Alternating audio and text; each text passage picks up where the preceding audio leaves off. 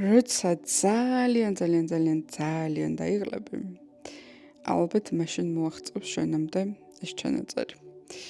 აი ძალიან რო დაიღლები, მაგრამ განა იმითი რომ ბევრს მუშაობ, ან განა იმითი რომ ბევრი საქმე გაქვს, ან შვილები ყავს მოსავლელი, ან იმიტომ რომ უბრალოდ ბევრი დეტალია შენს ცხოვრებაში, რომელსაც შენი ყურადღება ჭირდება. ან არც ფიზიკურ დაღლას არ გულისხმობ. აი როცა ცხოვრებით დაიღლები, მაგას გულისხმობ. აი უბრალოდ რომ ერთხელაც აი ეს სადღაც მანქანით მიდიხარ, საცობში ხარ, მიდიხარ სამსახურში ან მეგობრებთან ან სახლში, სადაც დაღლილი. გეხარ საცობში და უცებ შენი ტვინი იწყებს ლივლივს და ფიქრობ, რომ აი რისთვის არის ეს ყველაფერი? რატომ ვდგევართ ამ საცობებში? რატომ მივდივართ სამსახურებში? ან საერთოდ რატო ვარსებობთ? აი რისთვის მოვედი? რას ვაკეთებ ამ სამყაროში ისეც, რაც საჭიროა რომ ვაკეთო? ან საერთოდ არის იგი რაიმე რაც უნდა ვაკეთო და გვევალება ადამიანებს, რომ საერთოდ რამე ვაკეთოთ? უცებ მე ამბოხე სული გეუბნება, რომ აი ხო, დღეიდან არც არაფერს არ გავაკეთებ რა. უბრალოდ რაიმე შემოსავლის წყაროს ვიშოვი პასიურს და აი მასე ვიცხოვრებ. აი არაფერს აღარ გავაკეთებ, უბრალოდ ვიცხოვრებ მშვიდად. მაგრამ მე უცებ წამოყოფენ გონებაში თავს შენი ოჯახის წევრები, ახლობლები, შეიძლება შვილები, შეიძლება მშობლები და ისინი გეუბნებიან, რომ მათ შენი ყურადღება ჭირდებათ, მათ შენი მზრუნველობა ჭირდებათ და მე ხვდები, რომ მარტო შენ არ ხარ და სხვებსაც ჭირდებათ შენი ენერგია. და მთლად ასე შეიძლება ძალიან რთულია ამ მატრიცული სამყაროდან თავის დაღწევა.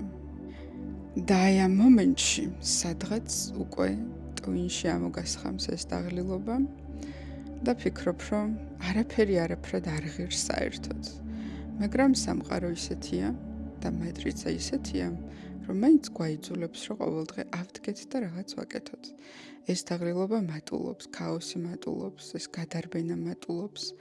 მატრიცაში უბედურებებიც მატულობს, რომ უფრო მეტად ინერვიულო და მეტად დაიხალო და გამოიფიდო.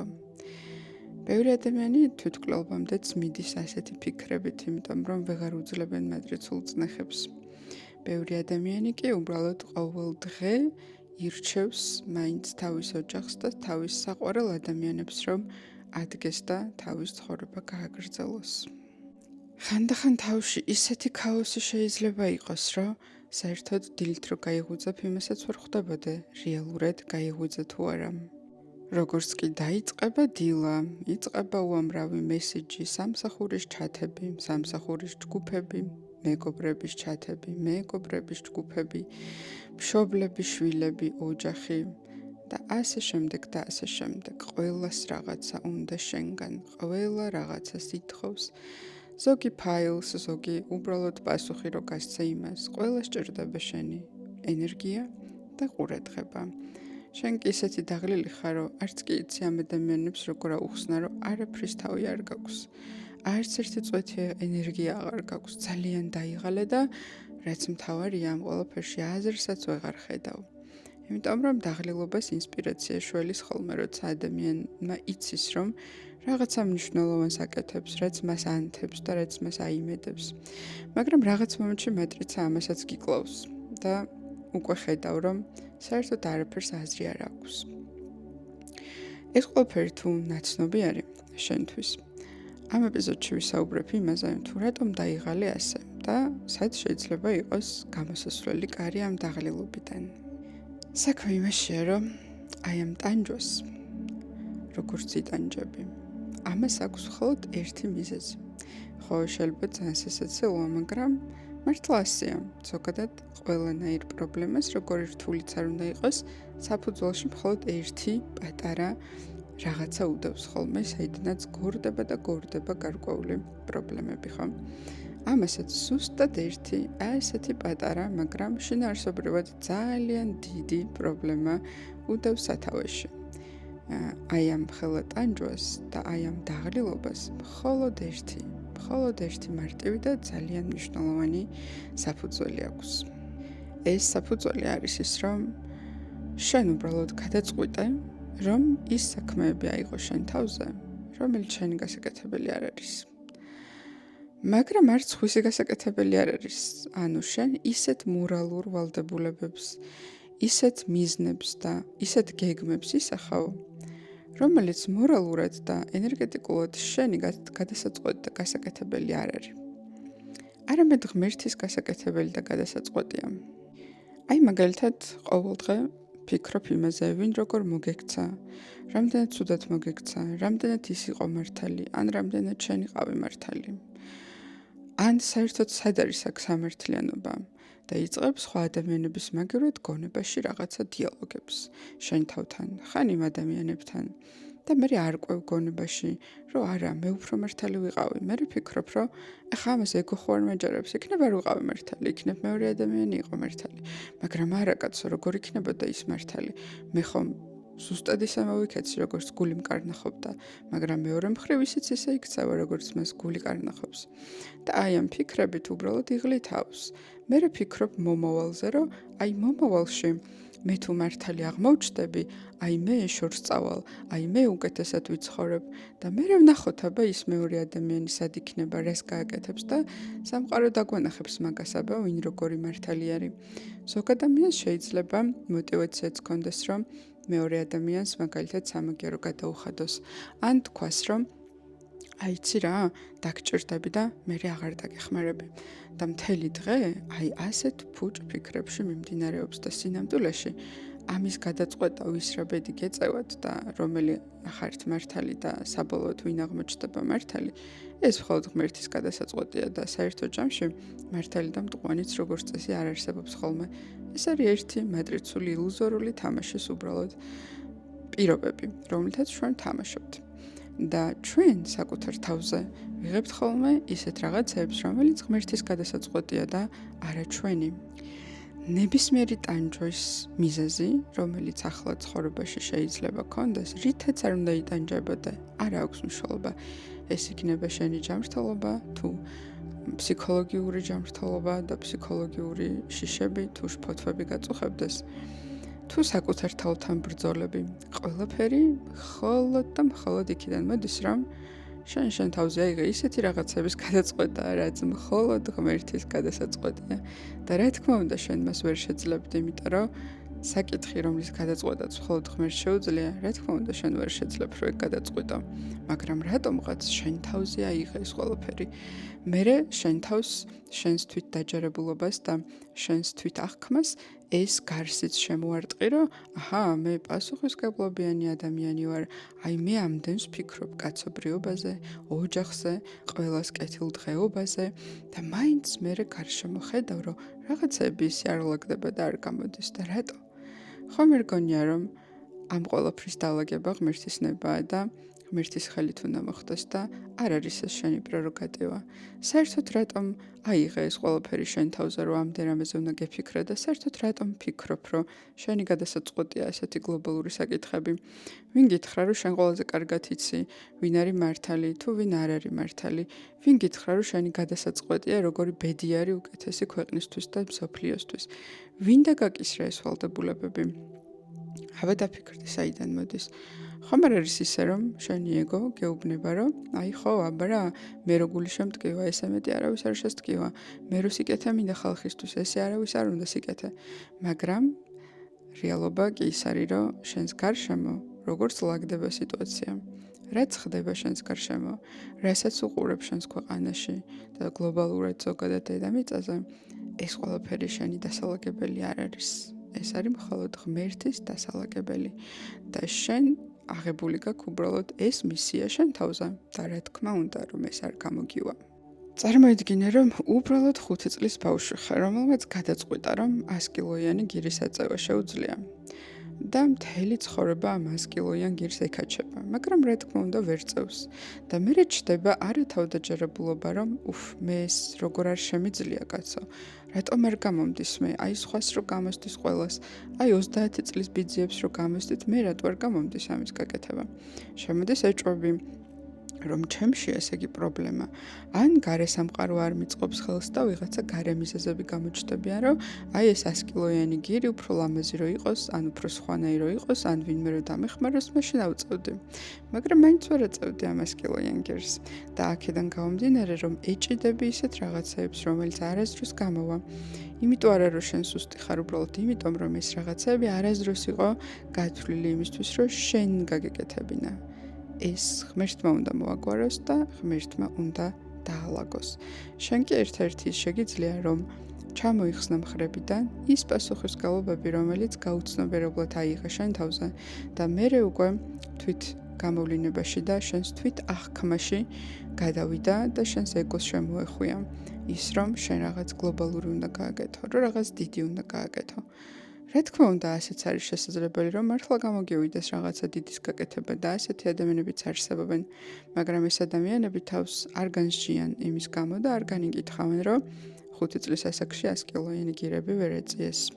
და იმისთვის, რომ ამ ტანჯვებიდან გამოხვიდე, მნიშვნელოვანია, რომ დადო ეს 100 კილოიანი გირი, უბრალოდ არც აგიღია, უბრალოდ აღარ მოეკაჩო და გადააბარო ღმერთს ის საქმეები, რაც რატომღაც მას მოპარე, რომ შენ გაგეკეთებინა, გადააბარო ემოციურად, გადააბარო მენტალურად და ენერგეტიკულად.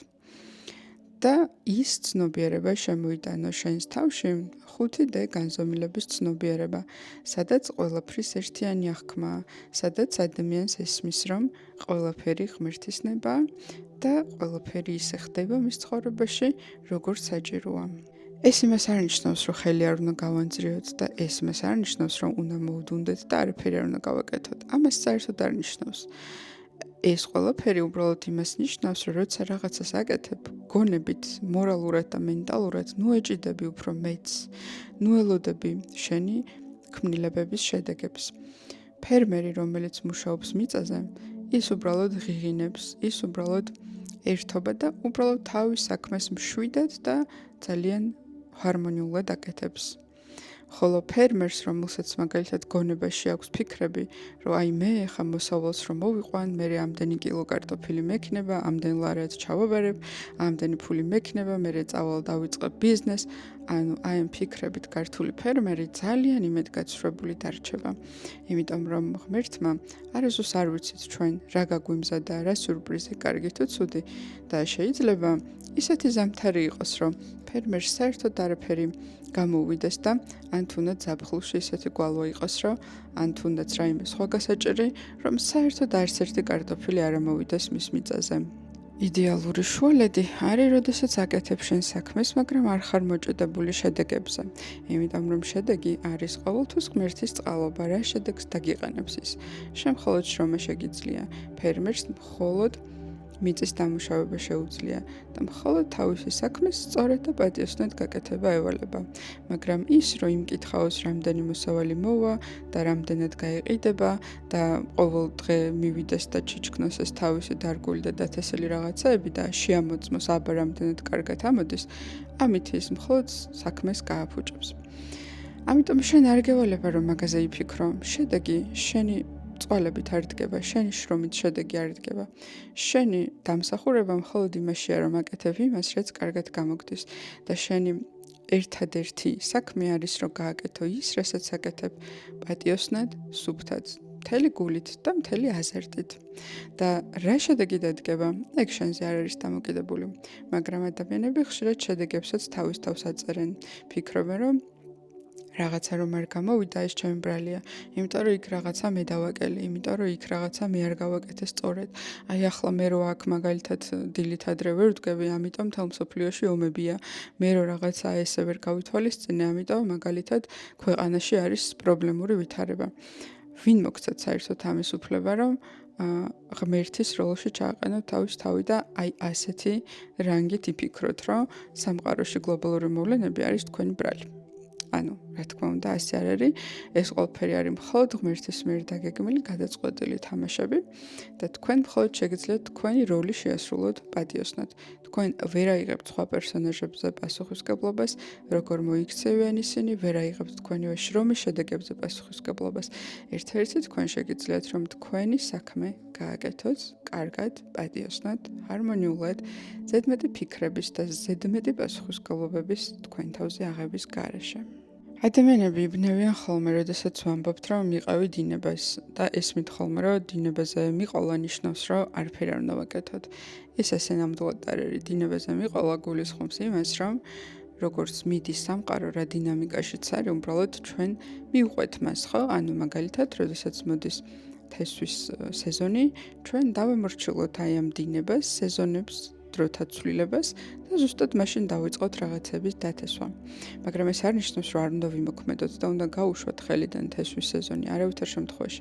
დინების მიყოლა ნიშნავს, რომ ზამთარში არ დავიწყოთ დარგვა და დათესვა, ხო? ნიშნავს, რომ დაველოდოთ იმ სეზონს, როდესაც დინამიკა და მთლიანად დედამიწის ცირკულაცია და სეზონი მოგცემს იმ საშუალებას, რომ ჩვენი შრომა შემდეგ ნაყოფიერი იყოს. თუმცა ისიც უნდა გავითვალისწინოთ, რომ ყოველთვის ასე არ არის და ყოველი ქმედება არ იწვევს იმ შედეგს, რომელიც ჩვენ გვინდოდა, მაგრამ შედეგზე ჩვენ საერთოდ არ უნდა ვიყოთ პასუხისმგებლები. სამყაროს თუ ესე აწყობს და ღმერთს თუ ესე აწყობს, შენ შეიძლება წელში გაწყდა და აი ყველაფერი გააკეთო რაღაცისთვის, მაგრამ მაინც არ გამოვიდეს. იმიტომ რომ უბრალოდ ღმერთმა ეგრე დაგილაგა, რომ ესე არ იყო საჭირო, რომ გამოსულიყო. და მაგაზე გულის დაწყვეტა და კომპლექსება და მუდმივი შენ თავთან ბრძოლა, რომ არა საკმარისი ხარ, რომ არა კარგი, არ ხარ კარგი საკმარისად და ასე შემდეგ. ანუ აი ეს რაღაცები უკვე იწვევს მენტალურ ბრძოლებს, მენტალურ პრობლემებს, გონებაში ქაოსს და სულში აფორიაქებას. შესაბამისად, იღლები, იფიტები, იმიტომ რომ მე როგორც პატარა ბავშვი, რომელმაც თამაში სადღაც ვერ მოიგო და მე გაბრაზდა, მე დაიღალა და მე უხასიათოდ არის, აი ზუსტად ესე გემართება. რომ მე აღარ გინდა ეს თამაში, ანუ ეს მატრიცული თამაში, დედამიწური ილუზიური თამაშები, რომელსაც დედამიწაზე ვთამაშობთ ხოლმე. მაგრამ თუ დასრული ადამიანის პოზიციიდან ადამიანი გააზრებულად შედის რაღაც თამაში, ხო? და დედამიწაზე ყველაფერი თამაშია, მთლიანად ეს სამყარო ილუზია არის.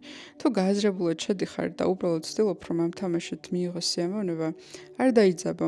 რა თქმა უნდა, ჩადო შრომა და ენერგია, მაგრამ არ ელოდო იმ შედეგებს, რომელიც შენთვის ასურველი იქნებოდა და ამ შენი შრომის შედეგების პასუხისმგებლობა გადააბარო ისევ ღმერთს, იმიტომ რომ მაგისი პასუხისმგებლობაა და არა შენი, რა შედეგები დაგიდგება. ის შედეგი, რომელიც დგება შენი დამსახურება არ არის, ის არის ღმერთის წყალობა, რომ დაინახა, რომ შენ სწორად ჩადეს შრომა, გულით ჩადეს შრომა, სწორი იმპულსით ჩადეს შრომა, შენც გიხარო და ამ საქმის გაკეთების პროცესში, მერე ის გაჯილდოებს და გჩუქნის იმ შედეგს, რომელიც შენთვის ასურველია. შედეგი არ არის შენთან დაკავშირებული, ის არის ღმერთის წყალობა. და თუ ამ ორ რამეს გამიჯნავ ერთმანეთისგან, ძალიან გაგიადულდება რაღაცების კეთება და აღარც იმაზე დაკომპლექსდები, რომ აი რო დავიწყო და არ გამომივიდეს, რაც ვიცი რომ ძალიან ბევრი ადამიანს აეშინებს ასეთი შეფერხება გონებაში, რომ აი არ გამომივიდეს და ეს შენზე არასდროს არ არის დამოკიდებული და თუ მაგას გაიაზრებ, რომ შენ არ წყვიტავ მაგას რაღაცა გამოგივა თუ არა, შენ მხოლოდ იმას წყვიტავ და მხოლოდ იმ ნაწილზე ხარ პასუხისმგებელი, რომ შენი საქმე გააკეთოს სწორად და პატიოსნად.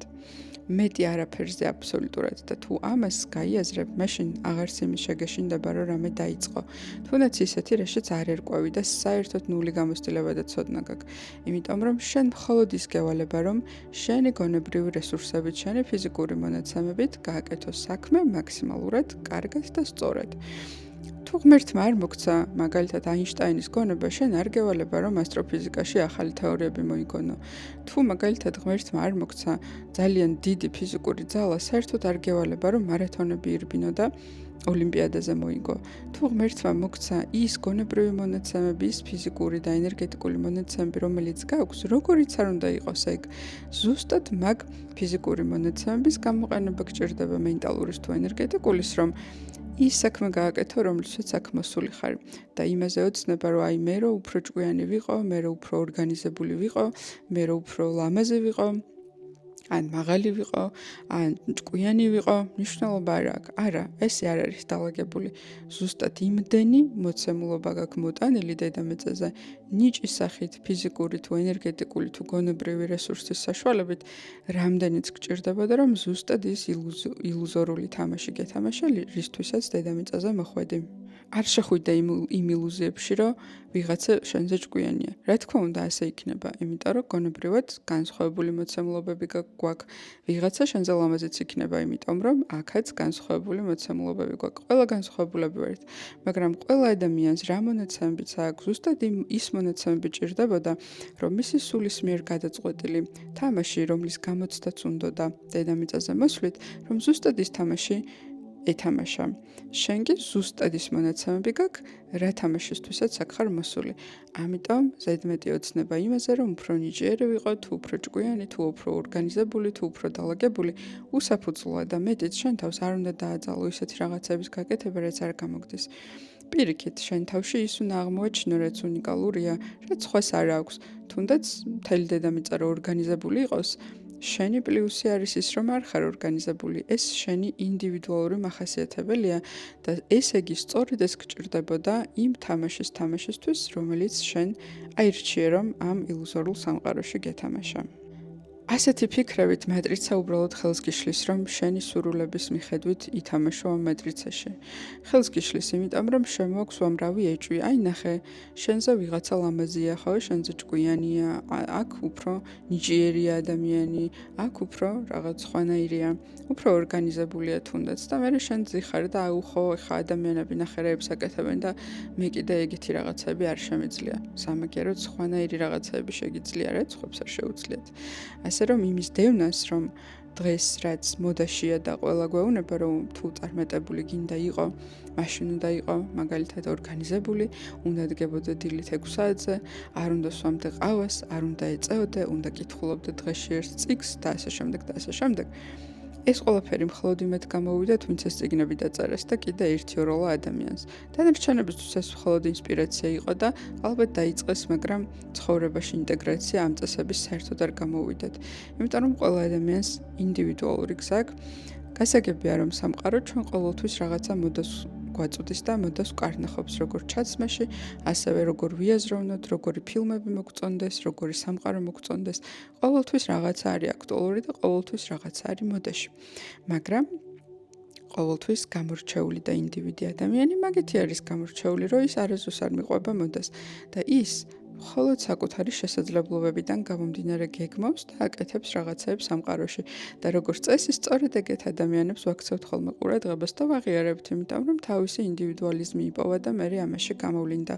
მაგრამ როდესაც ყველა ერთნაირი არის და ყველა ერთ და იგივე რაღაცას აკეთებს, იქ ინდივიდუალიზმი იკარგება და იქ უკვე ადამიანები ძალიან ჩაკარგულები არიან და ასეთ ადამიანებს საერთოდ არ ვაღიარებ და საერთოდ არ გვეჭხირება თვალში როგორც სამაგალითო ადამიანები.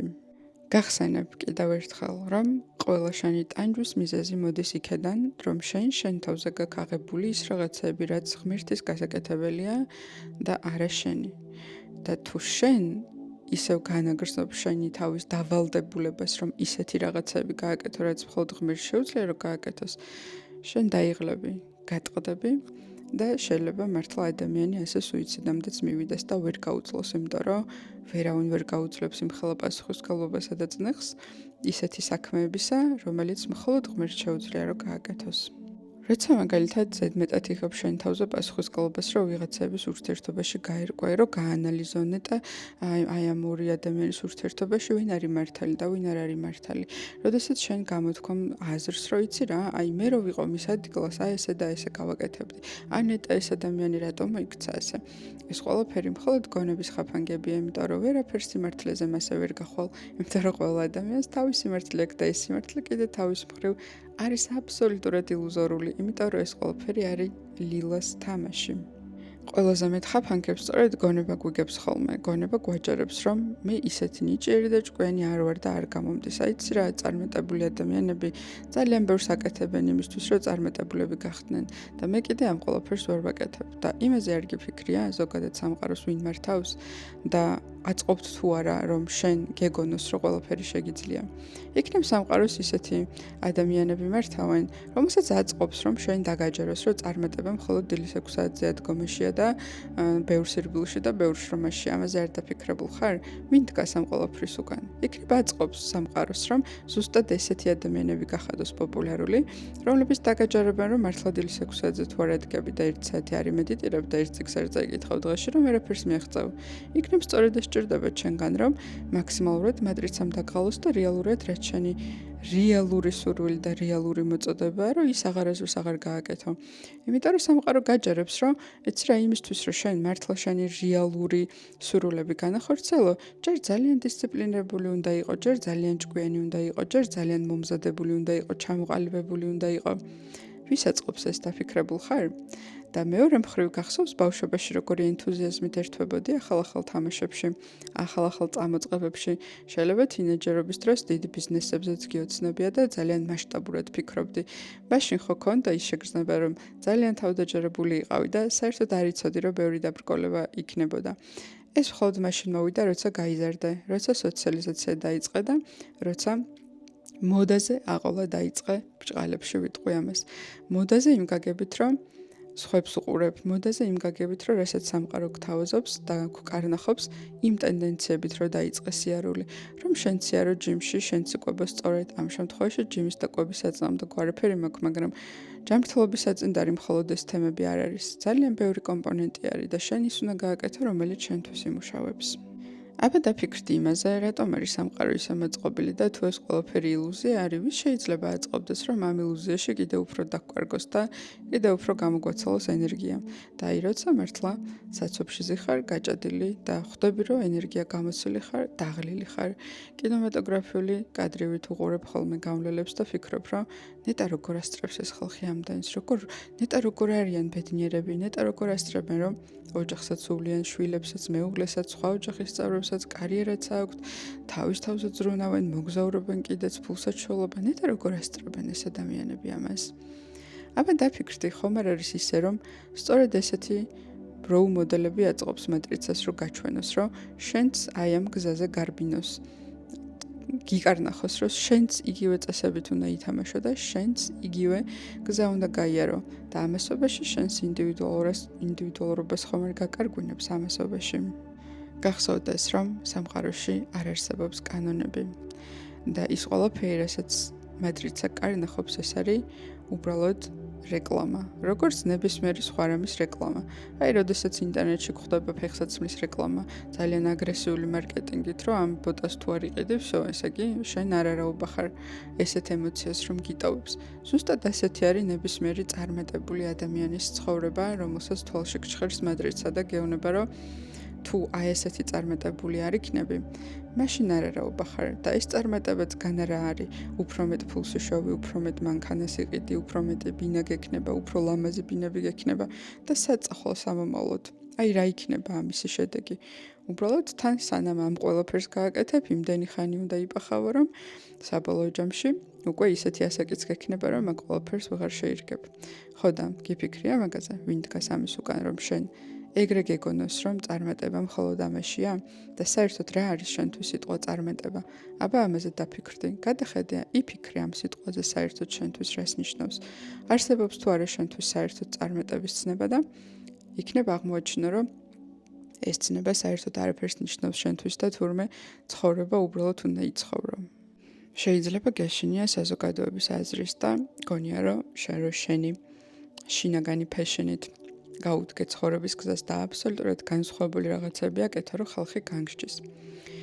და მოდი მაშინ ამაზე დაფიქრდე, ვინ არის ეს ხალხი? ხომ არ არის ისე, რომ ეს ადამიანები, რომლებიც ამას გააკეთებენ შენს წარმოსახვაში, ეს ადამიანები შეიძლება სრულიადად ბოტები არიან, NPC-ები არიან, უბრალოდ ანუ მათში არ არის სული და ისინი უბრალოდ რობოტები არიან და მათი პროგრამა, რომელიც მათში ჩატვირთულია, არის ის, რომ მატრიცის კანონები დაიცვან და მატრიცული მოძრაობა შეინარჩუნონ ამ სამყაროში და რა თქმა უნდა, ნებისმიერი ცოტა გადახვეული სამსახური იქნება თუ საქმიანობა, რა თქმა უნდა მეტრიცას არ მოსწონს, იმიტომ რომ შენ გადიხარ მათი თამაშის ველიდან და შენ საკუთარ თამაშს იწყებ, რაც მათთვის ძალიან არ არის სასურველი. ამიტომ დაფიქრდი იმაზე, ყველაფერი რაც დღეს გაფერხებს იმისკენ რომ შენი გულით რაც არის ნაკარნახები გაკეთო, ყველაფერი რაც ხელს გიშლის, დაფიქრდი, ეგ ყველაფერი რეალურად შენში იბადება?